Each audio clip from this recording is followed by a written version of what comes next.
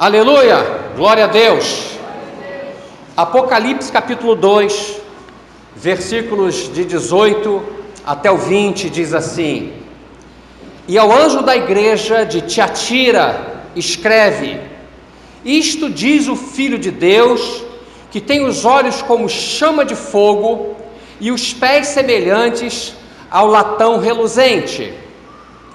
Eu conheço as tuas obras, e a tua caridade, ou o teu amor, e o teu serviço, e a tua fé, e a tua paciência, e que as tuas últimas obras são mais do que as primeiras.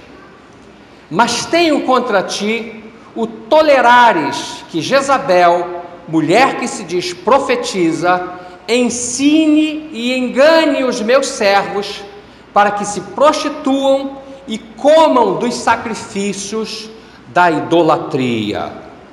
Amém, igreja? Amém. Glória a Deus. Eu quero falar hoje, e fique calmo aí no seu lugar, a respeito da síndrome de Jezabel.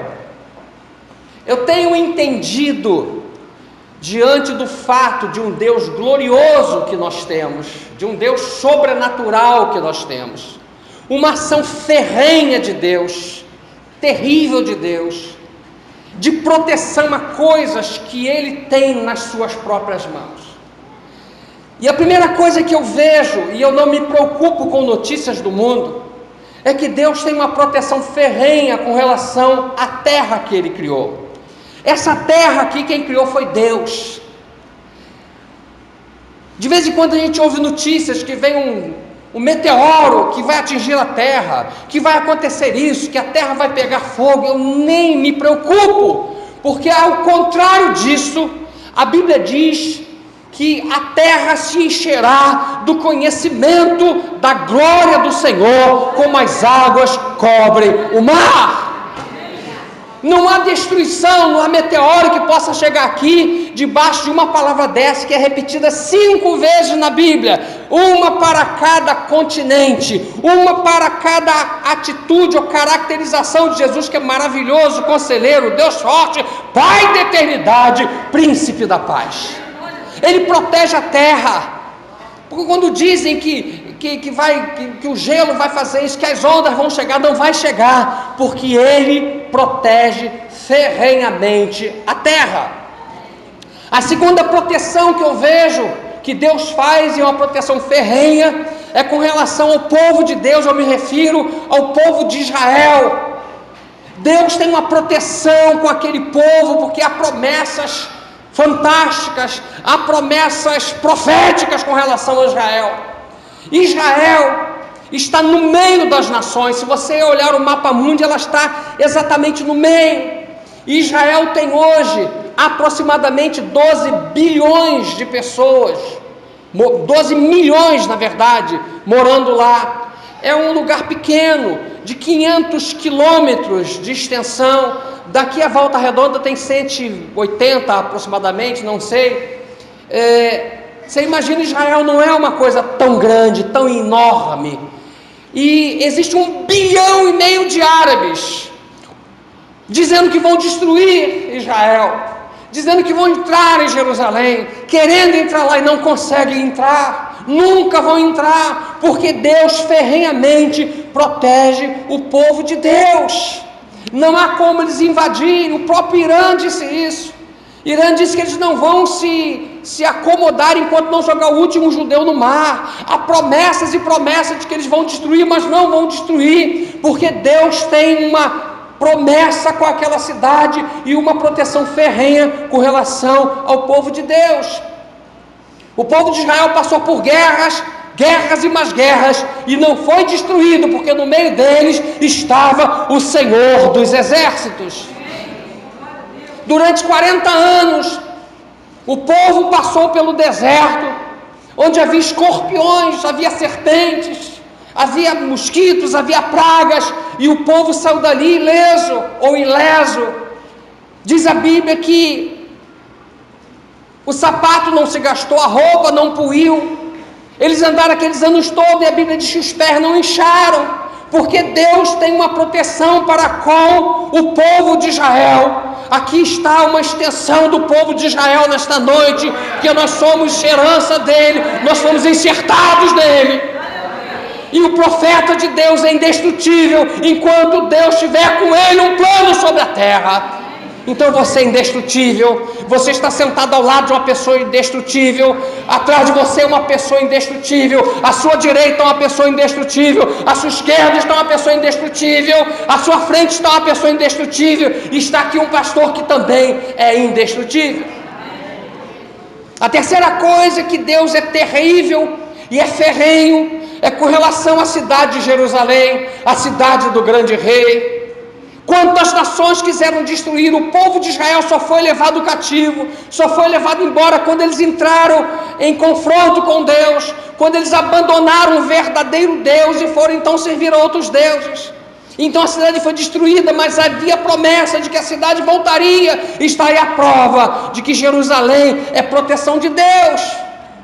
Ninguém vai conseguir destruir aquela cidade, mesmo porque quando Jesus voltar, nós estaremos com a Jerusalém celestial, comandando a Jerusalém terrena, e a Bíblia diz que a terra, depois que Jesus voltar, ainda passarão 1000 anos depois da grande tribulação, e Jerusalém estará aqui na terra por pelo menos mais 1000 anos.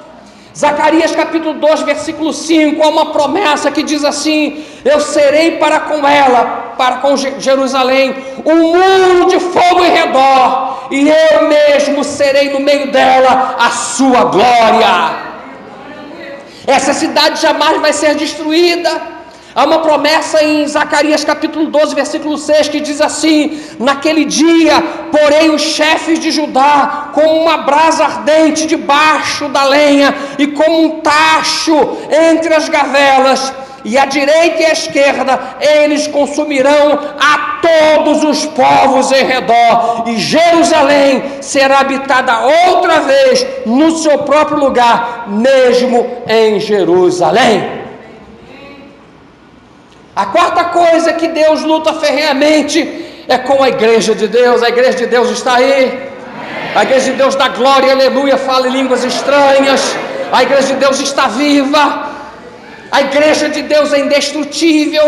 A Bíblia diz que um dia Jesus perguntou aos seus discípulos: escuta, quem dizem os homens ser o Filho do Homem? Ele diz: olha, uns dizem que tu és Elias, outros dizem que tu és Jeremias, outros dizem que tu és João Batista, e outros dizem que tu és um profeta que ressuscitou. E ele então disse: mas e vós, quem dizeis que eu sou? E Pedro, cheio do Espírito Santo, se levanta e diz: olha, tu és o Cristo, Filho de Deus vivo. E Jesus olha para ele e diz assim: bem-aventurado és tu, Simão Barjonas, pois não tu revelou a carne e sangue, mas meu Pai que está nos céus. Portanto eu também te digo que tu és Pedro, e sobre esta pedra edificarei a minha igreja, e as portas do inferno não prevalecerão contra ela. A palavra inferno não é Guena, é Hades. Então, Hades significa morte. Ele está dizendo o seguinte: que contra você não vale encantamento, que as portas da morte não vale contra você, igreja de Deus. A Bíblia diz no Salmo 34:7 que o anjo do Senhor acampa-se ao redor do que os teme e o livra. Se você é um servo do Senhor que teme a Deus, saiba de uma coisa: há um anjo que anda com você, e a Bíblia diz que ele vai te livrar de tudo. A Bíblia diz em Apocalipse capítulo 3, versículo 7, que a porta que ele abre, ninguém fecha. A porta que ele fecha, ninguém abre. Aqui em Apocalipse, nós temos algo assim que é sobrenatural em todos os sentidos. Primeiro, que o livro de Apocalipse vem de apó da parte de, e calipto, que é desvendar. Então apocalipto é desvendar da parte de, né? Tirar da parte de, revelar da parte de. E Apocalipse é revelação, desvendamento. É um livro que mostra o triunfo da igreja. Apocalipse é triunfo da igreja. Apocalipse é triunfo da igreja. É o livro mais odiado pelo diabo. O diabo detesta Apocalipse. Ele não gosta da Bíblia inteira, mas de Apocalipse ele não gosta muito mais. É um livro que para os ímpios é amedrontador, Mas saiba de uma coisa: o livro de Apocalipse aponta para a derrota do diabo e para o triunfo do nosso Cristo. Nós estamos aqui no capítulo 2 de Apocalipse, que fala de Jezabel. E Jezabel é uma potestade, Jezabel é um principado que hoje vive nesses últimos dias da igreja. Esse principado ainda hoje manifesta em pessoas, e ele muitas vezes diz assim: eu estou comendo sangue dessa pessoa, eu entrei nessa família, eu entrei nessa igreja. Isso é um principado que foi ressuscitado. Jezabel aqui nesse texto é a figura central, e por incrível que possa parecer, a palavra Jezabel significa casta. Parece quase um deboche dizer que essa mulher é casta. E a história vai trazer algumas informações para a gente. Houve um rei de Tiro chamado Irão. Irão tinha negócios com Salomão, fazia comércio, comprava coisas e vendia coisas para Irão. Irão era rei de Tiro. Esse rei Irão, que era um homem bom, pelo menos no termo comercial, tinha um descendente dele chamado Félites. E Félites seria o herdeiro natural de Irão. E então ele foi assassinado por Etbaal. Etbaal é pai de Jezabel. Etbaal significa com Baal, e ele usurpou o trono. Então você já está percebendo de onde vem Jezabel, filha de um assassino que usurpou o trono, reinou por 32 anos. Era um homem satânico, sacerdote de Aserá, que era uma deusa cananeia associada à lua, enquanto Baal é associada ao sol, e ele era rei dos sidônios. Então ele tem uma filha. Você pode imaginar em que situação, em que condição nasce essa mulher, filha de um assassino, de um idólatra, e que fazia sacrifícios de toda ordem. E essa mulher é terrivelmente endemoniada e profunda adoradora de Baal. A desgraça começa quando ela casa com o rei Acabe. O rei Acabe faz uma aliança, quando a Bíblia é muito clara que os judeus não deveriam casar com outras pessoas, e ele casa com Acabe. Jezabel era algo terrível, adoradora de Baal. Baal, na mitologia cananeia, filha de El, o maior deus cananeu. E Baal significa possuidor, senhor, é o deus sol, o deus da fertilidade, o deus dos cereais, das colheitas, e era o deus que fazia com que as mulheres fossem produtivas, que tivessem muitos filhos. Exatamente como é hoje, nós vemos por aí o tranca-rua, o não sei o que, o Beuzebu, esses nomes, eles começam a colocar esses nomes para impressionar. Então esse Deus era adorado e de uma forma amedrontadora. As pessoas olhavam para esse Deus de uma forma muito respeitosa, porque eles acreditavam que esse Deus era que fazia tudo isso. E Baal tinha um culto centrado na sensualidade, na prostituição mística dentro dos centros. E para aplacar a ira de Baal e de qualquer outro deus daquela ocasião, eles precisavam fazer sacrifícios. Hoje, quando alguém não recebe uma resposta de Deus, fica de beicinho para Deus, fica com raivinha de Deus, sai da igreja e diz que vai passear no mundo e começa a ter algumas coisas. Não, eles, quando percebiam que alguma coisa ia mal, eles diziam: os deuses estão contra nós. E sabe o que eles faziam? Sacrifícios. Há crente que, quando a luta financeira começa a degringolar, ele então começa a roubar a Deus. Eles faziam o contrário, eles pegavam e davam sacrifício aos deuses para que os deuses se aplacassem. Era assim que funcionava. Eram sacrifícios muitas vezes humanos, eram ferimentos auto-infligentes que eles se batiam para que os deuses não ficassem com raiva deles. O culto a Baal foi tão potencializado no tempo dessa mulher que ele quase sufocou o culto a Jeová. Não havia quase ninguém que adorasse a Jeová. A moda era servir a Baal. E você sabe da história.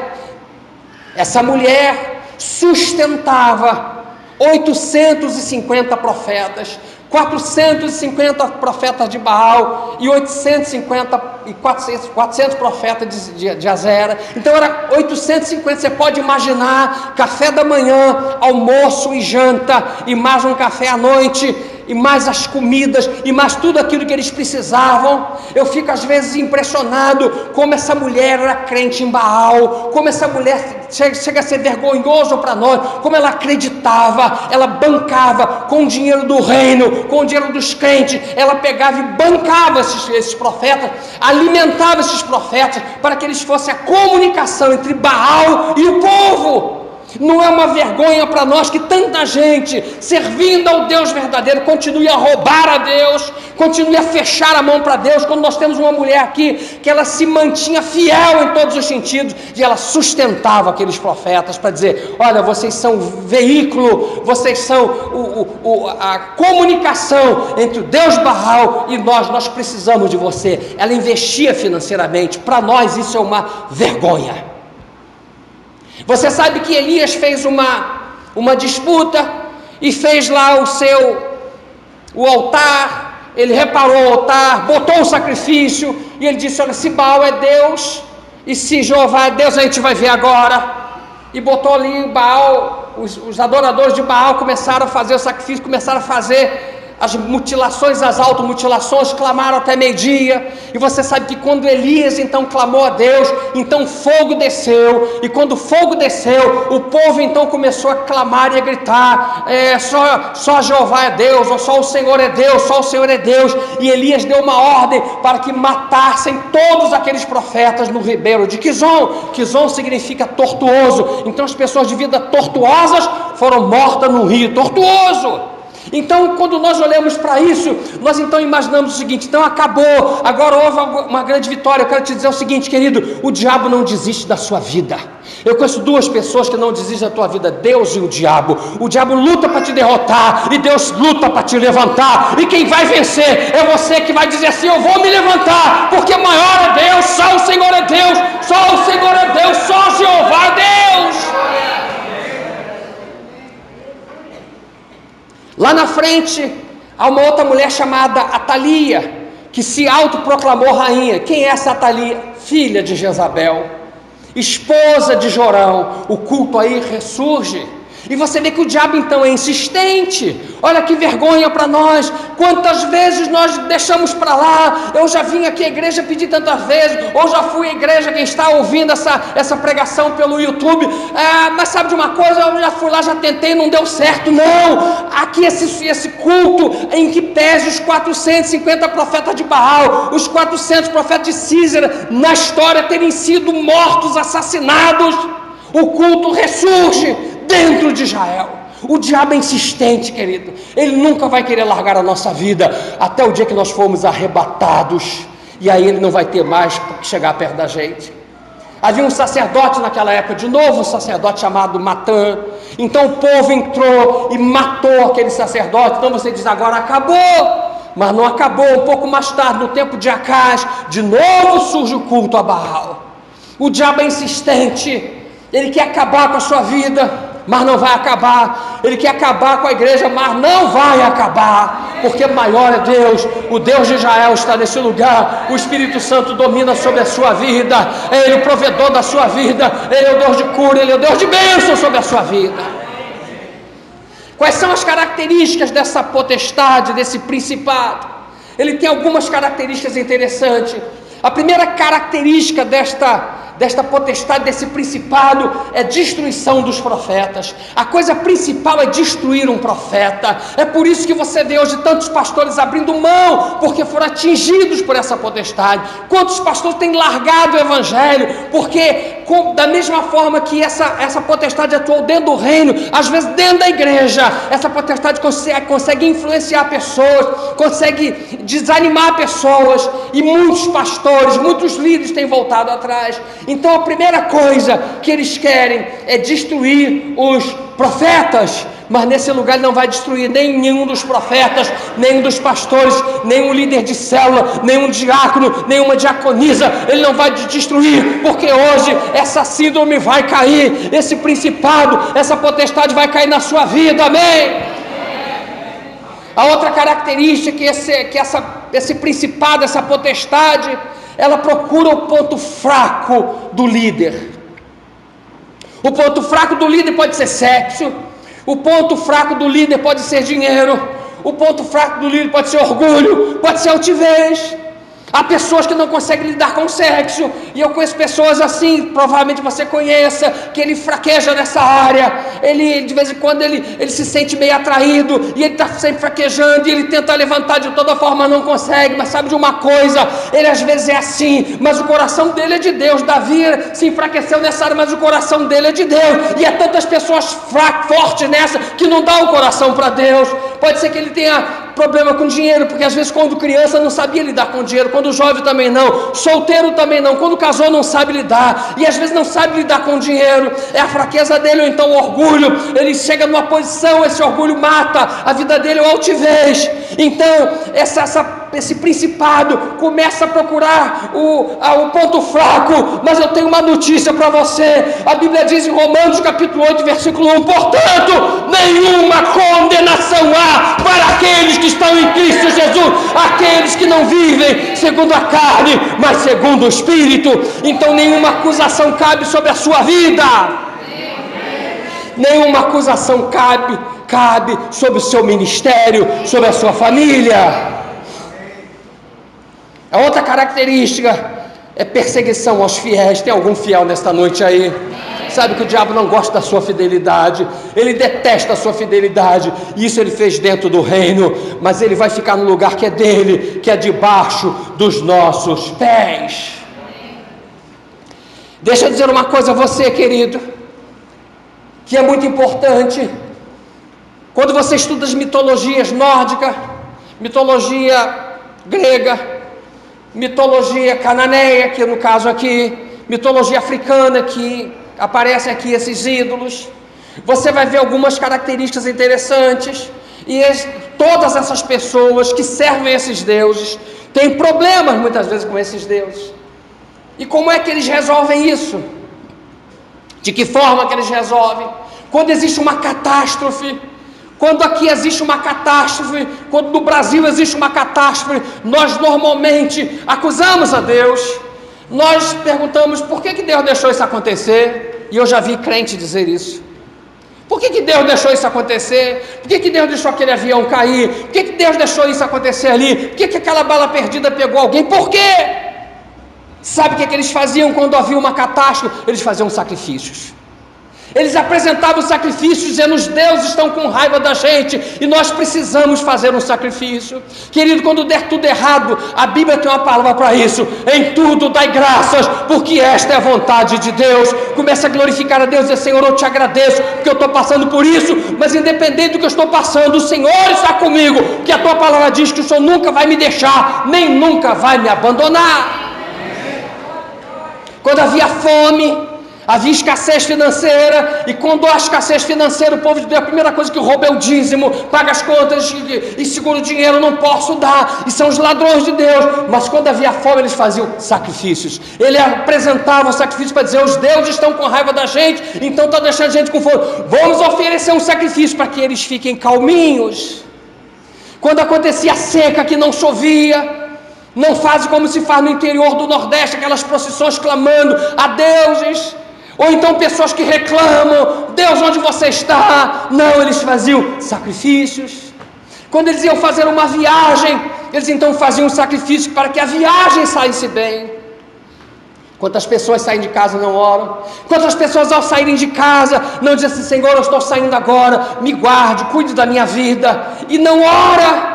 Eles não saíam para fazer uma viagem sem que fizesse o sacrifício. E muitas pessoas oram quando saem de casa, e quando chega ao lugar: oi, tudo bem? Mas não chega lá para dizer: Senhor, vamos agora te agradecer, obrigado porque eu cheguei, obrigado que o Senhor guardou na viagem. Eles faziam isso, eles faziam um sacrifício para que a viagem desse certo, e quando eles voltavam, eles faziam outro sacrifício lá, e aqui eles faziam um sacrifício sem agradecimento a um Deus que não protegia nada a eles, que quem protege tudo é o Deus dos céus. Amém?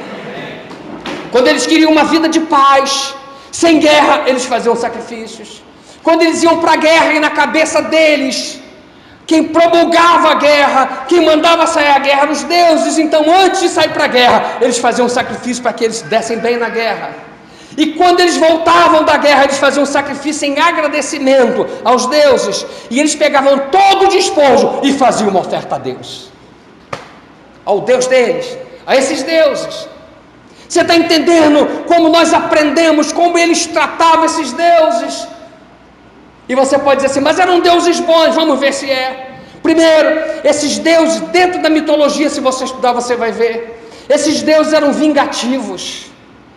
Eles eram vingativos, eles sabiam disso, que eles tinham que andar pianinho com Deus. Esses deuses eram tiranos. Esses deuses eram sádicos. Esses deuses eram imorais, eles não tinham nenhum nível de moral. Esses deuses eram adúlteros. Na história da mitologia, você vê que um deus tinha várias outras deusas. Esses deuses da mitologia faziam sexo com humanos, então nasciam os semideuses. Eles eram adúlteros, porque atraíam as outras deusas.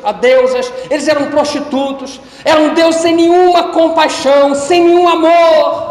Eram deuses ameaçadores, eles impunham medo, terror, e mais, esses deuses não gostavam dos humanos. Era esse Deus que eles tratavam desse jeito. Era esses deuses. Quando a Bíblia apresenta um Deus que ama, para eles foi um negócio absurdo. Como pode ser um Deus que ama? E muitas vezes as pessoas dizem assim, esse Deus eu quero, porque já que esse Deus me ama, então eu só quero. Outros dizem, não é possível que tenha um Deus que ama e rejeitava. Então há pessoas que recebem o amor de Deus e outras que não recebem. E aqui eu acabei a introdução.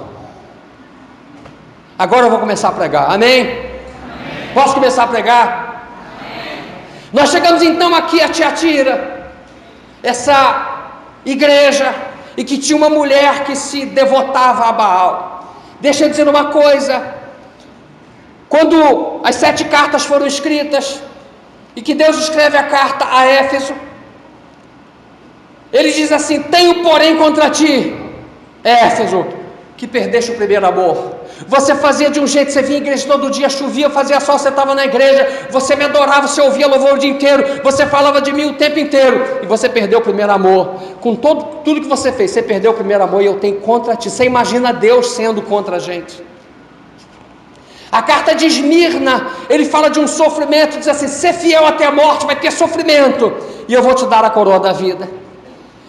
A igreja de Pérgamo, que é a terceira carta, ele diz assim, eu tenho porém contra ti algumas coisas, você suporta Balaão, que pôs tropeço para o meu povo. A igreja de Sardes, ele diz assim, eu não achei as tuas obras perfeitas. O que Deus está dizendo ao seu coração agora? Eu estou achando que a tua obra não é perfeita, você faz a tua obra de qualquer maneira, em cima da perna, você não faz a obra de uma forma adequada. E quando chega a igreja de Filadélfia, é a única igreja que não há repreensão. Filos é amor e adelphos é irmão. Filadelfia, ou na nossa língua, Filadélfia significa amor fraternal. Então na igreja onde havia um amor fraternal, Deus não repreendeu, porque o amor é tudo. Quando ele escreve a igreja de Laodiceia, ele diz assim, olha, tem um detalhe, igreja de Laodiceia, vocês são muito mornos, seria interessante que você fosse frio ou quente.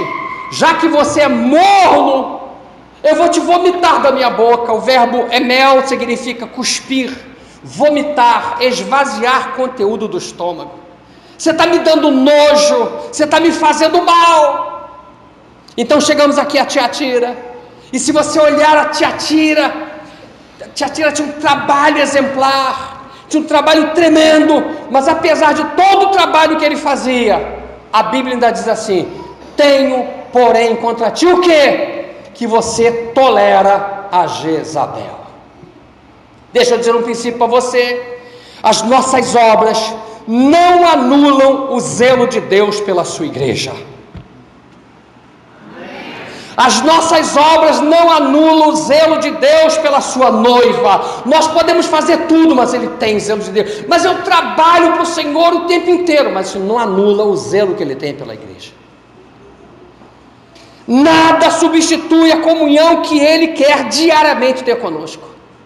Deus quer que nós tenhamos comunhão com Ele, não é comunhão domingo aqui e sai daqui e esquece, não é comunhão quarta-feira, terça, quinta, nada substitui a comunhão. Não adianta trabalhar, e vai dizer, você está trabalhando, está fazendo tudo, mas eu quero ter comunhão. Ele quer ter tanto comunhão, que antes ele ia lá visitar Adão, depois ele veio o templo, depois ele sai do templo, mora dentro de você, e ele não vai aguentar, quer levar você para o céu, para ficar diante dele, porque ele quer ter comunhão.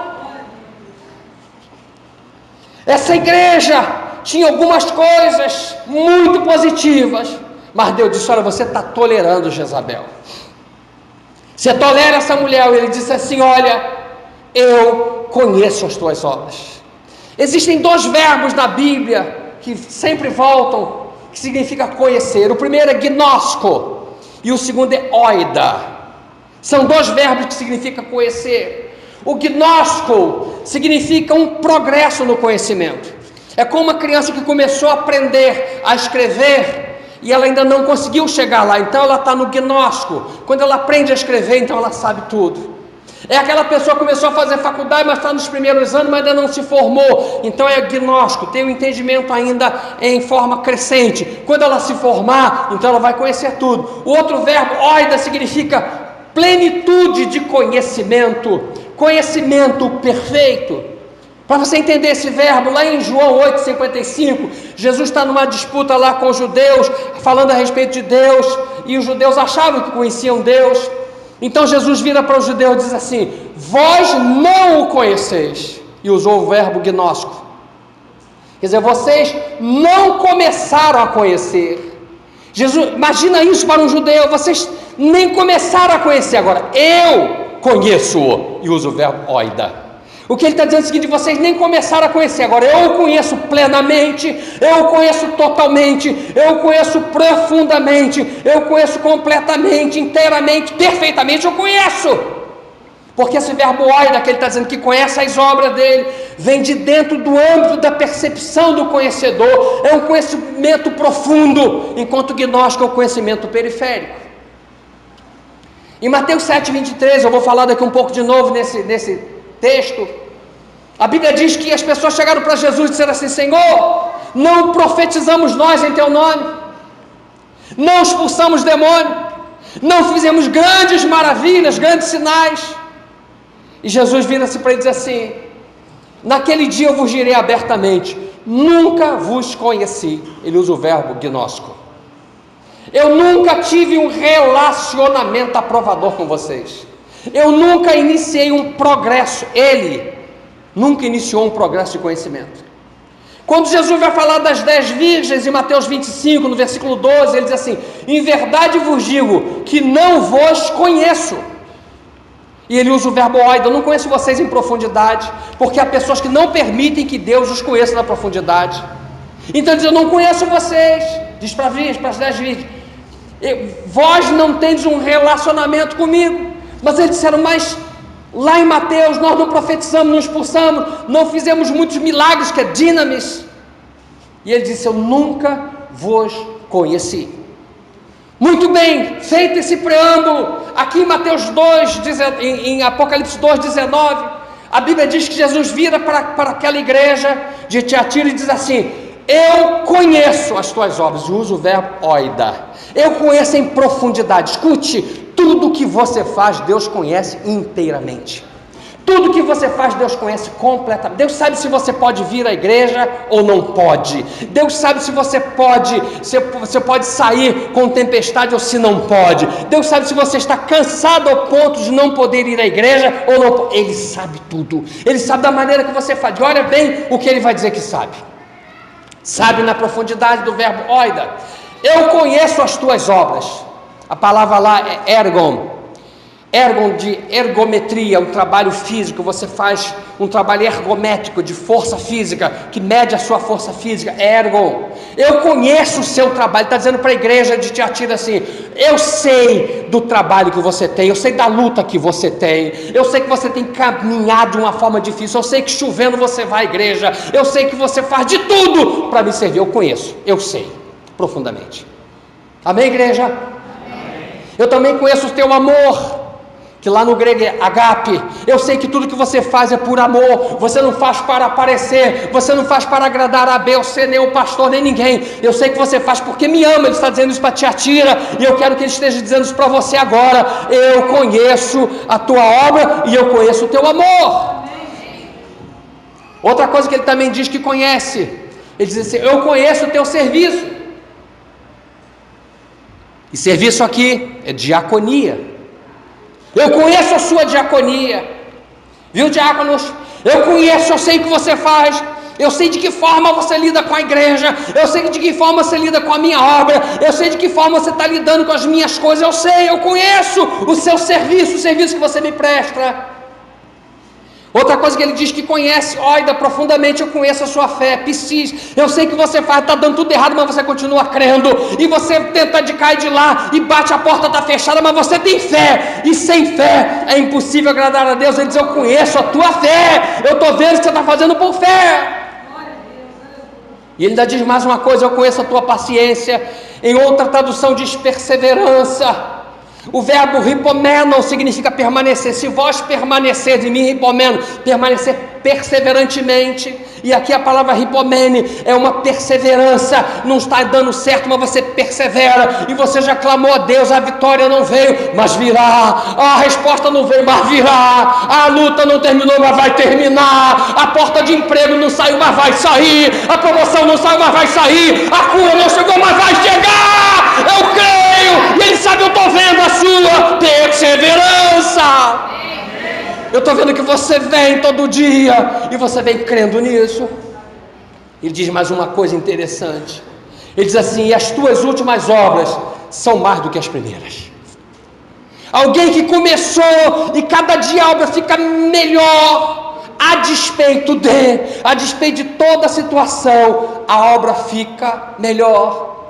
Mas aí ele diz assim, eu conheço tudo isso, mas, porém, contudo, entretanto, todavia há um problema, você tolera Jezabel. Então eu vou repetir o que eu já disse, as nossas obras não anulam o zelo de Deus pela sua noiva, pela sua igreja, não anulam. Vocês toleram Jezabel. Tolerar no nosso dicionário é consentir, é permitir. E nesse sentido bíblico é permitir o que devia ser censurado. Querido, o profeta tem que bater na ferida. Não adianta, o mundo hoje está se tornando um mundo homossexualizado, querido. E há pastores que têm medo de dizer, e a igreja está cheia de homossexuais porque ninguém diz. O sujeito vai para o inferno porque ninguém diz, ninguém bate nessa tecla. Quando alguns batem. E então ele está dizendo o seguinte, vocês permitem aquilo que devia ser censurado. Vocês suportam normalmente de uma igreja desse tipo. Então, Jezabel é uma potestade, um principado forte, querido, que está agindo nesses últimos dias, em que a igreja ainda está na terra, amém? E eles consentiam que ela fizesse duas coisas, ensinasse e enganasse. Essa mulher, ou essa potestade, era profunda, porque ela ensinava e enganava, ela trazia um ensino, um engano diferente daquilo que é o evangelho puro. Ele diz, vocês consentem, vocês estão dentro da igreja achando que já que vocês estão fazendo a obra, vocês podem fazer tudo. É o governo que diz assim, rouba mas faz. O governo roubou mas fez ruas, o governo roubou mas fez praças. Com Deus isso não funciona. Ele diz, vocês fizeram tudo isso, eu conheço na profundidade, eu não estou gnóstico, eu sei de tudo, mas tem um detalhe, a minha igreja precisa ser pura, santa, imaculada, porque sem fé é impossível agradar a Deus, e aquele que não for santo não vai subir. E ela entrava numa profundidade, e o que ele dizia? Olha, ela ensinava ensino que os meus filhos se prostituam e comam dos sacrifícios da idolatria. Olha o que essa potestade fazia e está procurando fazer hoje. A Bíblia diz que todo pecado é fora do corpo, mas a prostituição é contra o corpo, porque aqui dentro do nosso corpo habita alguém chamado Espírito Santo. E quando nós pecamos na prostituição, nós pecamos contra o corpo, e a Bíblia diz, quem destruiu o corpo, Deus o destruirá. Amém, igreja? Amém. E comam do sacrifício, porque coma, porque nós somos o que comemos. Você já viu isso aí? A mídia, a televisão dizendo, nós somos aquilo que comemos. Há pessoas que comem errado, de forma equivocada, e aí tem grandes enfermidades. O diabo quer que a gente coma uma comida que não é uma comida saudável, uma comida que foi sacrificada. Você vai a alguns lugares onde eles invocam lá as entidades, o que tem lá é comida. porque nós somos aquilo que comemos. Quantas vezes nós vamos orar por pessoas, vamos fazer um mapeamento, e quando nós mencionamos o doce Corme Damião que ela comeu em 1900 Guaraná de rolo, o demônio manifesta.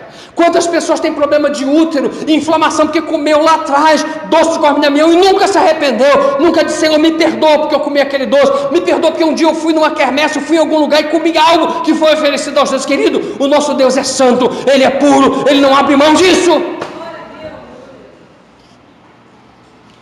Nós precisamos saber o que comemos.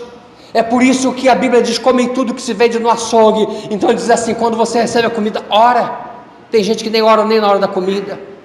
Ora e diz: Senhor, muito obrigado por esse alimento, eu sei que é o Senhor que está me alimentando. Hipócrates, o pai da medicina, diz o seguinte: que o seu remédio seja o seu alimento, e que seu alimento seja o seu remédio. O alimento é fundamental para nós. Há pessoas que tinham problema de saúde, curou com alimentação. Então agora vamos entrar nessa parada aqui de Jezabel. O que faz esse principado? O que faz essa potestade? Primeiro, historicamente ela põe em fuga os pastores. Historicamente ela quer pôr em fuga você. Ela quer botar você para correr daquilo que Deus te chamou. Você tem um projeto em Deus, e Deus tem um projeto da sua vida. Deus te chamou para um projeto, e o diabo quer acabar com isso, quer pôr em fuga aquilo que Deus separou para a sua vida. Deus, quando você nasceu, Ele preparou algo para você, então Ele quer pôr em fuga aquilo que Deus tem para você. Ele vai tentar de todas as formas, mas eu tenho uma promessa de Deus que vai quebrar isso, que está lá em 1 João 4,4, que diz que maior é o que está em você do que aquele que está no mundo. Ele não vai conseguir tirar você daquilo para o qual Deus te chamou. A segunda coisa que ele faz é causar desânimo nas pessoas. A síndrome de Jezabel, esse principado de Jezabel, coloca desânimo. Quantas vezes você já não disse assim: eu estou desanimado? Ânima no latim é vida, desânimo é sem vida. Quando você diz eu estou desanimado, você está dizendo eu estou sem vida. Olha a palavra que você libera. Hoje eu levantei desanimado, hoje eu levantei sem vida. Você vê que existe o desenho animado, porque ele tem ânima, ele tem vida. Essa potestade faz com que domingo você fique desanimado, que no domingo você pense na segunda-feira, e que na quarta-feira você pensa na quinta, e na quinta você pensa na sexta. Começa a colocar desânimo, e começa a dizer: sabe, não vai dar não, eu estou muito desanimado. Esse principado, essa potestade quer tirar você do rumo, mas eu tenho uma solução para você. A Bíblia diz em Isaías 40:29, que Ele, o Deus do universo, dá vigor ao cansado e multiplica as forças àquele que não tem nenhum vigor. Se você não tem nenhum vigor, Ele vai multiplicar hoje. Receba isso na sua vida. Nunca mais diga que você está desanimado. Esse principado também age com insubmissão. Nunca se viu em tanto tempo nas igrejas tanta insubmissão, tanta guerra, é tanto um querendo matar o outro, é tanto um querendo destruir o outro, insubmissão, desobediência. E Deus, a Bíblia diz, nos chamou para a obediência, para obedecer ao Evangelho de Cristo. Amém? Amém. Outra coisa que esse principado faz é fazer com que as pessoas quebrem princípios. É aquela pessoa que não consegue parar de pecar. Ela tem um pecado na vida dela, e o pecado domina, e quando ela vê, ela fez, aí ela chora por aquele pecado. Dias depois ela comete aquele mesmo pecado, e ela chora de novo, e ela não aguenta. Daqui a pouco ela peca de novo, e são essas quebras de princípios. E o diabo está nesse ínterim, ele está se alimentando daquilo, e quando a vez você diz: é algo mais forte do que eu, quando eu vejo, já aconteceu, eu não consigo ficar sem esse pecado, é o pecado de estimação. Mas há uma promessa de Deus para a sua vida, lá em Romanos 6,14, que diz o seguinte: o pecado não terá domínio sobre vós. Lá no grego diz: o pecado não será senhor de vós. Não será, você não vai te dominar. É uma promessa de Deus que Ele não vai te dominar. Amém? A outra coisa que essa potestade faz é que ele se alimenta do sangue dos santos. Se alimentar do sangue dos santos é tirar a vida, Ele vai tirando a vida das pessoas, vai fazendo com que as pessoas fiquem cada dia mais fracas, e a pessoa que diz assim: eu não consigo mais trabalhar como eu trabalhava, eu não consigo mais louvar como eu louvava, eu não consigo mais estudar como eu estudava, o meu relacionamento em casa está uma porcaria, e ele começa então a se alimentar do sangue dos santos. Jezabel fazia isso, mas a Bíblia diz em Isaías 40, versículo 8: seca-se a erva e caem as flores, mas a palavra do Senhor permanece para sempre. Em Romanos 8,37 diz que nós somos mais do que vencedores por meio daqueles que nos amou. Ele não vai levar o teu sangue, porque existe um outro sangue que foi derramado na cruz do Calvário. A outra coisa que ele faz, que esse principado faz, é promover derrotas ministeriais. Querido, é tanto ministério derrotado, é tantas vidas derrotadas, é tanto ministério. Nós estamos falando de ministério pastoral, mas existe o ministério da célula, existe o ministério diaconal, existe o ministério do evangelismo, ministério dos homens, das mulheres, e ele procura de toda forma destruir essa derrota. E às vezes você se sente só, você diz: eu estou só, eu me sinto sozinho. Mas a Bíblia tem uma promessa para você que está lá em Hebreus capítulo 4, 14, que diz que nós não temos um sumo sacerdote que não possa se compadecer de nós, mas nós temos um grande sumo sacerdote, Jesus, o Filho de Deus. Ele nesse momento está intercedendo pelo seu ministério, pela sua vida. O diabo não vai conseguir destruir. A outra coisa que essa síndrome traz para a gente é destruição de famílias. Eu quero falar muito nisso. Querido, a Bíblia diz que havia um homem, nós estamos falando aqui, esse reino é reino do norte, havia o palácio de Acabe, e havia um homem chamado Nabote, e ele tinha uma vinha que ficava junto do palácio. Era um lugar muito nobre, porque estava junto do palácio. Escute, a terra de Israel não foi dada para pessoas, a terra de Israel foi dada para a tribo. Quando Deus vai distribuir a terra, diz assim: ali vai ficar a tribo de Naftali, ali é a tribo de Dan, ali de Azer, ali de Sacar, ali é a tribo de Ruben, ali é a tribo de fulano, de ciclano. Ele distribuiu a terra para a tribo, e dentro da tribo as pessoas pegavam as suas terras, então dividiam. Então essa era uma terra que não podia passar para o outro. Então o rei Acabe chegou, olhou para aquela vinha e chegou para Acabe e disse: Acabe, é o seguinte, eu quero essa vinha aí, eu te dou uma melhor. Ele falou: longe de mim, rei, como é que eu posso fazer isso? Isso é herança dos meus pais, isso vai passando de pai para filho, para neto, para bisneto, para tataraneto, eu não posso fazer isso. Acabe, diz a Bíblia, foi chorar, ficou em casa moado. E veio Jezabel de novo, a síndrome, de novo veio essa mulher e disse assim: tá aborrecido por quê, Acabe? Eu estou aborrecido porque eu queria aquela vinha de Nabote. Aquela vinha de Nabote é minha, era muito legal. Eu dava outra para ele, mas Nabote não quis me vender não quis passar para mim não. Eu falei: mas você reina ou não reina, homem? Era uma mulher com temperamento masculino. Você reina ou não reina? Você quer a vinha? Eu vou te dar a vinha. Ela pegou 2 homens, filhos do capeta, a Bíblia chama de filho de Belial, mas é filho do capeta. Falou: põe a Nabal acima de todo mundo, e diz que ele blasfemou contra o rei e contra Deus. Ela nem crente era, mas mandou dizer que ele profetizou contra Deus. E aí trouxeram Nabal, e aí, então aqueles 2 profetas, que pela boca de 2 testemunhas a coisa vai se confirmar, eles disseram: esse homem Nabal falou mal do rei, ele blasfemou contra o rei, blasfemou contra Deus. Apedrejaram Nabal, Nabote, apedrejaram Nabote, seus filhos, e o corpo deles os corpos ficaram insepultos, porque simplesmente apedrejaram e foram embora. É uma destruição de família. O diabo quer destruir a tua família, isso está em 1 Reis 21, mas ele não vai destruir. Ele quer destruir o teu filho, mas ele não vai destruir. Ele veio para destruir famílias inteiras, mas não vai destruir, porque essa potestade vai cair por terra. Deus tem uma palavra para você nesta noite, que está em Isaías 43, 13, que diz que operando ele, quem impedirá? A Bíblia diz em Romanos 8,31 que se Deus é por nós, quem será contra nós? Ele não vai conseguir destruir a tua família, em nome de Jesus, amém? Essa síndrome também, essa potestade, esse principado também, ele busca defeito nas pessoas. Ele busca constantemente defeito em você. É por isso que um vive acusando o outro, e quando começa a discussão, começa a buscar coisa lá do baú, lá de embaixo, começa a trazer. Sabe de uma coisa, querido? Você pode ter o defeito que você tiver, você pode fazer o que você quiser, mas tem um detalhe: a Bíblia diz para você nesta noite: antes que te formasse no ventre eu te conheci, antes que saísse da madre eu te santifiquei, e as nações eu te dei por profeta. Não importa o teu defeito, você é profeta. Não importa o teu defeito, Ele te viu lá informe ainda, Ele trouxe você para lá. E nenhuma condenação há para aqueles que estão em Cristo. Você não recebe essa condenação, nem do seu pai, nem da sua mãe, nem do seu irmão, nem do seu marido, nem da sua mulher, nem do seu vizinho, nem da sua sogra, nem de ninguém, porque você foi uma pessoa profeta de Deus, que apesar do seu defeito, o seu coração é de Deus.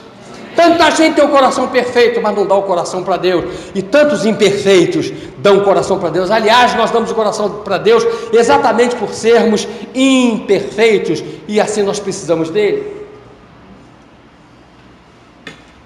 A outra coisa que a Bíblia diz é que essa potestade aprisiona a mente. Ela aprisiona a mente das pessoas. Ela não deixa as pessoas pensarem.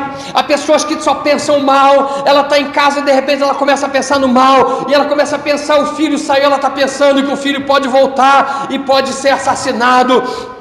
Ou então ela está em casa e pensa que daqui um pouquinho a casa pode pegar fogo. Isso acontece com a sua vida, eu sei que acontece, aprisionando a sua vida, aprisionando a sua mente. Só vem pensamento ruim, e de repente você pensa numa coisa, e o diabo não vai chegar e vai dizer assim: vai acontecer alguma coisa, não. Ele diz que você que vai dizer isso: olha, eu acho que está acontecendo alguma coisa comigo, o meu filho saiu agora, como é que vai ser? Como é que vai ser no meu trabalho? Ele aprisiona a mente. Mas há uma promessa de Deus em João 8,36 que diz que se o Filho vos libertar, verdadeiramente sereis livres.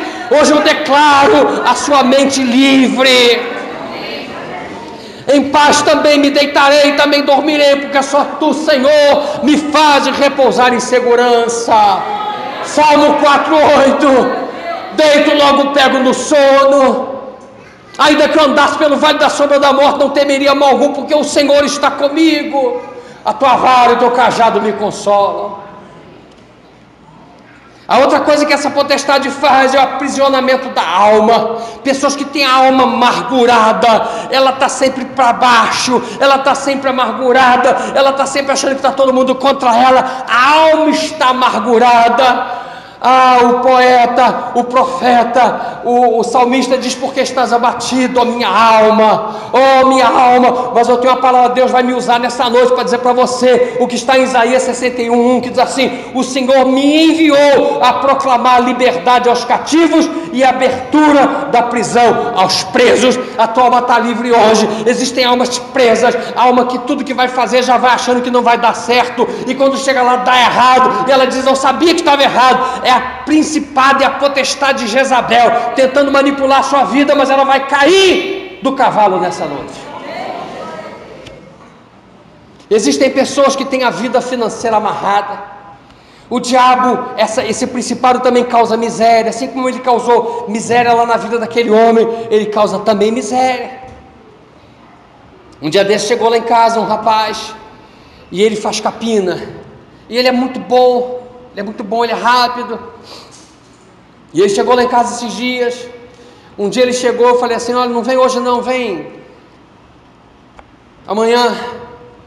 E ele disse: então amanhã 9 horas eu venho. Eu falei: tá bom. E aí ele foi lá 9 horas, mas eu tinha saído para resolver o negócio do carro. E a pastora disse: ele bateu aí, meio-dia ele chegou. Eu falei: poxa, agora não vai dar. Ele falou: não, mas é rapidinho, eu faço rapidinho. Eu faço rápido. E quanto é para capinar? Ele falou: tanto. Mas só me adianta 10 reais, que eu preciso comprar leite para minha filha. Eu adiantei 10 reais para ele. E ele rapidamente foi lá. Em 20 minutos ele capinou tudo. Um serviço excelente. Capinou tudo. Me pediu um saco plástico. Posso levar um saco plástico para colher a amora? Eu falei: pode pegar à vontade. Ele pegou um pé de pimenta, estava lá: vou levar esse pé de pimenta para casa. Pode levar, meu filho. E quando ele estava indo embora, eu disse assim: você quer almoçar? Ele disse: eu aceito um prato de comida. Eu tinha feito um filé de frango, tinha posto creme de leite, um requeijão, tinha posto um queijo por cima, do dia anterior. E a pastora foi lá, esquentou e trouxe para ele e falou: puxa, que prato legal. E ele comeu avidamente aquele prato, comeu. Ele falou: puxa, que rango bom, porque lá em casa eu só como ovo, arroz, feijão e ovo, quando tem. Judiação, querido, que o diabo faz. Eu subi para dormir, eu chorei uns 25 minutos. Eu chorei. Eu dormi chorando naquele dia. Chorei, pensando que ele, quando tem, ele come arroz, feijão e ovo. Menino bom. Eu fiquei morrendo de pena. E nós estamos aqui diante do Rei dos Reis. Não perca a oportunidade de investir no Rei para que Ele te abençoe. Não deixe, querido, porque a Bíblia diz em Efésios 3, 20 e 21, aquele que é poderoso para fazer tudo muito mais abundantemente, além daquilo que pedimos ou pensamos, segundo o poder que nós opera, a esse Deus maravilhoso seja glória na igreja, por Jesus Cristo, em todas as gerações, pelos séculos dos séculos. A Bíblia tem uma promessa para você: nunca vi um justo desamparado, nem a sua descendência mendigar o pão. Está em Salmo 37, 25. Receba isso, não receba a miséria na sua vida. A outra coisa que essa potestade faz, querida, é trazer enfermidades sérias. Sua pressão não passa, aquele tumor não passa. Sabe de uma coisa? A Bíblia diz que Ele levou sobre si as nossas dores. E talvez existem coisas na sua vida que você até hoje está preso, porque você nunca teve coragem de confessar, de dobrar o seu joelho, talvez da vergonha. Mas hoje eu quero profetizar que você vai trazer tudo hoje ao altar de Deus e confessar. Eu quero dizer para você que o diabo não quer que você confesse, porque quando você confessa, ele perde a legalidade. Ele não quer que você confesse pecados. Ele não quer que você confesse os abortos que você fez. Talvez você, mulher, fez, ou homem que pagou, ou alguém que foi junto. Ele não quer que confesse e ele tem amarrado a sua vida. Ele não quer que você confesse os seus adultérios, os seus roubos, as suas prostituições. Não quer que você confesse um dia que você fez algo lá atrás, que você, quando era do mundo, você foi ao centro espírita, fez alguma coisa, amarrou, fez um negocinho na praça e nunca confessou. Ou então alguém que a sua mãe levou, seu pai te ofertou. Ou então uma vida amarrada por blasfêmias. Hoje você vai trazer tudo ao trono de Deus. A outra coisa que o diabo também faz, e ele faz constantemente, porque não há coisa pior do que o diabo tocar nos nossos filhos. Não há coisa pior. Aprisionamento dos filhos. Nunca se viu tanta rebeldia, nunca se viu o filho falar com a mãe. Antigamente, no meu tempo, o filho não fumava na frente do pai, o filho não dizia um palavrão na frente do pai, o filho pedia a bênção ao pai e à mãe todo dia, antes de sair, antes de voltar, pedia a bênção, dizia sim senhor, sim senhora, posso ir ali. Hoje ele diz assim, fui, quando diz, porque quando o pai sabe já está longe. Ele não, antigamente ele dizia, eu posso dormir na casa de fulano. Se o pai dissesse não, era não. Se dissesse sim, era sim. Hoje em dia ele diz assim, estou aqui na casa do fulano, só vou embora semana que vem. Nunca viu tanta rebeldia. É a síndrome de Jezabel aprisionando os seus filhos. Mas Deus tem uma promessa para a sua vida. Pegue isso, nunca mais se esqueça disso. Em Isaías 54, 13, a Bíblia diz assim, e todos os teus filhos serão discípulos do Senhor, e a paz de teus filhos será abundante. O diabo também, esse principado, é especialista em amarrar ações judiciais. Eu tenho um amigo que é pastor, é construtor numa cidade, e muito meu amigo. Ele dizia, olha, eu conheço uma pessoa que é o Papa, é um dentista aqui do Rio, ele é o Papa em implante dentário, ele é o fera, é o que mais sabe. Ele tem um consultório aqui, tem consultório aqui no Rio e tem consultório em São Paulo. Ele vai a São Paulo e fica aqui, que ele é o Papa. E ele então teve um problema, ele estava crente, se desviou e teve um problema familiar, se separou da mulher, e naquela loucura ele foi assinando vários papéis, e quando ele viu, ele tinha passado tudo para a mão da mulher. Ele não tinha nada na vida, ele não tinha um grampo, porque a mulher o enganou e ele passou tudo para a mão da mulher. Então ele botou na justiça, perdeu. Recorreu não sei aonde, perdeu. Recorreu de novo e perdeu. e recorreu então ao superior tribunal, e nesse ínter ele se converte. Aí ele ganha, porque aí Deus entrou na parada e viu que ele podia fazer justiça. O diabo procura amarrar a sua vida, querido. Querido, quantas palavras você já recebeu na sua vida? Palavras de maldição na sua vida, da sua mãe, da sua avó, do seu marido, da sua mulher, até do seu filho. Quanta palavra, quanta gente disse para você que você não seria nada na vida. Talvez tenha sido isso quando você era ainda uma criança, ainda uma adolescente, e talvez você nunca tenha quebrado. Mas deixa eu trazer uma palavra de Deus para a sua vida desta noite, que está aqui em Isaías 54:17, que diz assim: toda ferramenta preparada para ti não prosperará. Não prosperará. Nenhuma ferramenta vai prosperar contra ti. E toda língua que se levantar contra ti em juízo, tu a condenarás. Você não vai ficar quieto, você não vai ficar calado, você vai quebrar a palavra e vai dizer: eu sirvo a um Deus que pode todas as coisas. E termina o versículo dizendo: esta é a herança dos servos do Senhor. É tua herança, é tua herança, é tua herança. Essa potestade causa escândalos na sua casa, na sua rua, na igreja, na sua célula. Causa divisões, calúnias, vergonhas, desonras, quebra de princípios. Tornam pessoas passivas que não reagem a nada. Pessoas acovardadas, desanimadas, vencidas. Mas Deus tem projeto para você. Deus é um Deus que pode todas as coisas. Eu quero trazer algumas coisas que Deus quer trazer para você hoje. Do Deus que você serve. Olha o Deus que você serve, diz a Bíblia para você nesta noite: elevo os meus olhos para os montes, de onde me virá o socorro? O meu socorro vem do Senhor que fez o céu e a terra. Ele não deixará vacilar o teu pé. Aquele que te guarda não tosquenejará. Eis que não tosquenejará nem dormirá o guarda de Israel. O Senhor é quem te guarda. O Senhor é a tua sombra à tua direita. O sol não te molestará de dia, nem a lua de noite. O Senhor te guardará de todo mal. Ele guardará a tua alma. O Senhor guardará a tua entrada e a tua saída, desde agora e para sempre.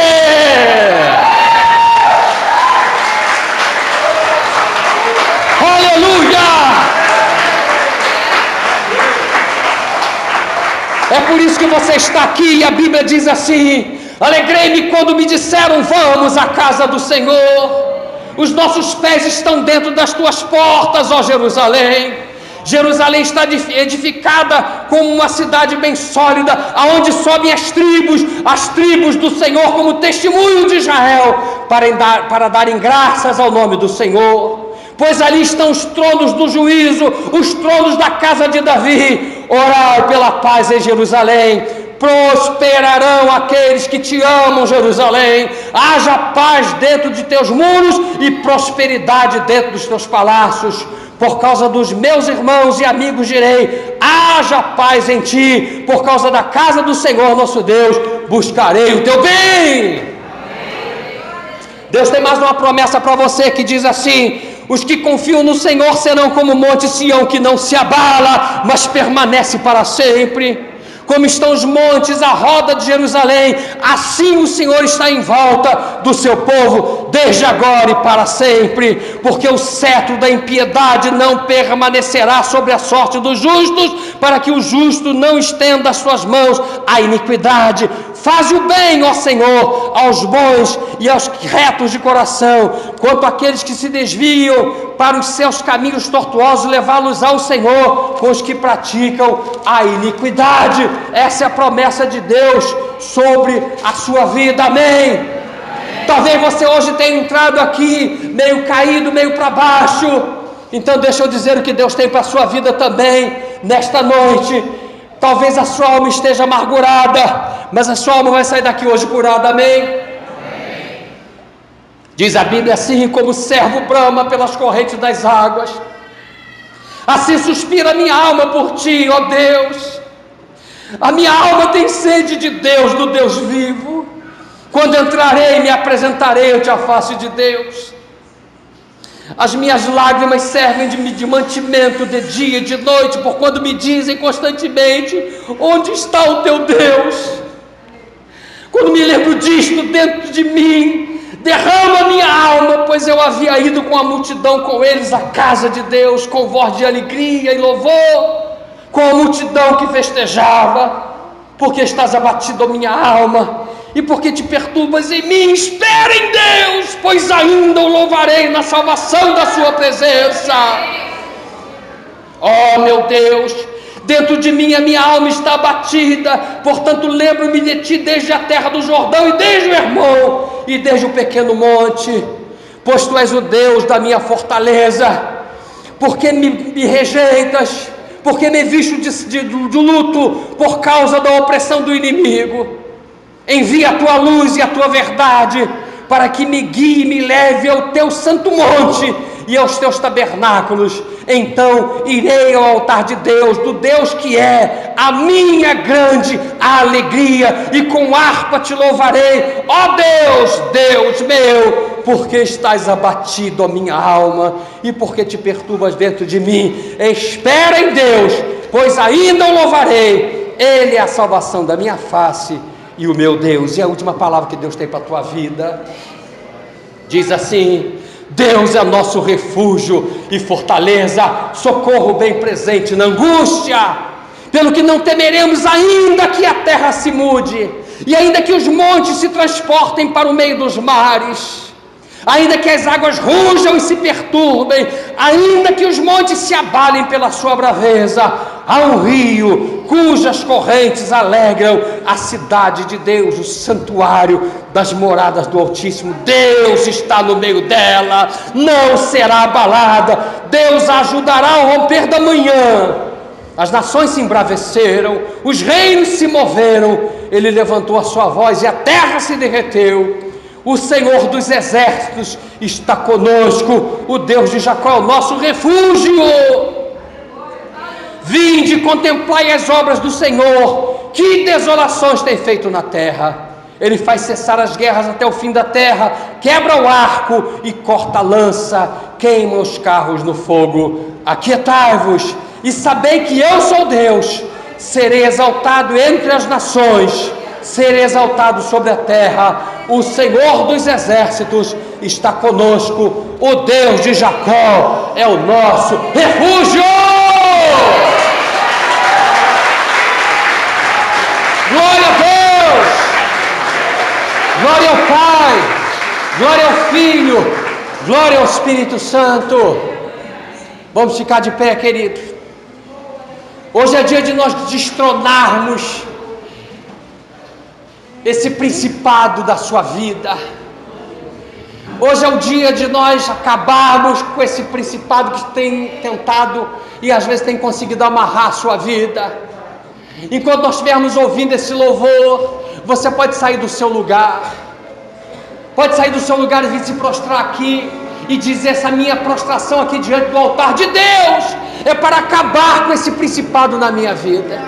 Pode vir enquanto o louvor está tocando. A letra vai ser posta ali para você também cantar.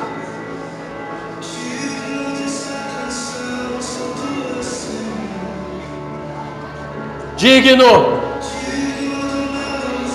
só tu és, Senhor. Diga isso, igreja, pode vir. Ainda há lugar aqui à frente, pode se ajoelhar aqui. Oh Deus, pode vir, igreja, vamos vencer esse principado. Vamos vencer essa potestade. Ele é digno. Glória a Deus. Pode chorar, pode se prostrar diante dele. Digno da minha vida, tu és Jesus. Ó, eu sou teu. Diga que ele é teu. Oh Deus, oh Jesus, és incomparável, és inigualável. Abre os meus olhos, Senhor, mostra quem tu és e eis. Declare isto. amor que faz mudar o mundo. Você está com a sua alma toda furada, toda batida, é hora de estar aqui na frente. Esse principado vai ser vencido da sua vida. Creia nisso. Adore aquele que pode todas as coisas. Com toda a sua alma, adore. Só Tu és Senhor.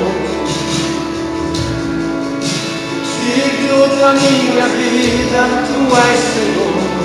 Ó, eu sou Teu. Oh, glória a Deus. Espírito Santo do Deus vivo. E é sobre todos é o Teu Jesus. Fonte da salvação, só Tu és Jesus. Oh, Jesus maravilhoso. Glória a Deus. Glória a Deus. Oh, eu sou Teu. Oh, Deus. És incomparável. És inigualável. Abre os meus olhos, Senhor, mostra quem Tu és e enche o meu coração. Ele está te enchendo nesta hora.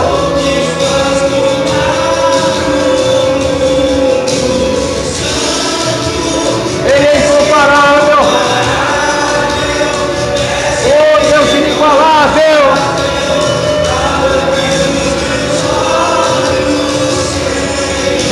Carabantorele de Cantalabanaraço, Talacacere Cantolono, Parabazarabaço.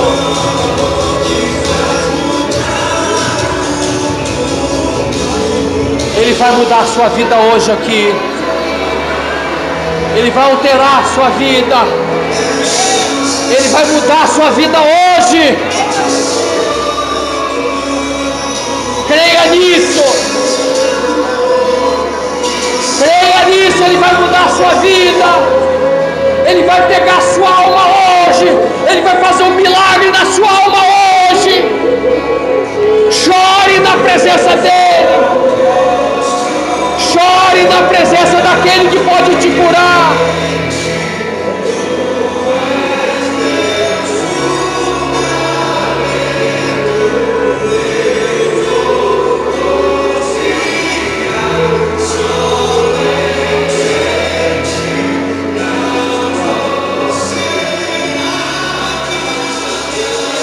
Deus vai mudar a sua vida.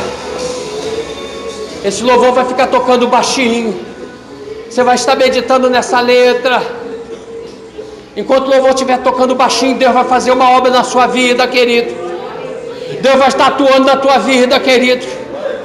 Pode chorar na presença dEle. Pode abrir a sua boca e chorar. Esse choro é de cura. A Bíblia diz que as tuas lágrimas Ele recolhe e guarda no seu odre. Não está sendo em vão a sua vinda aqui hoje. Não está sendo em vão o teu choro aqui hoje. Essa potestade, esse principado maligno está caindo por terra hoje na sua vida. Eu vou dizer que ele está perdendo a sua vida.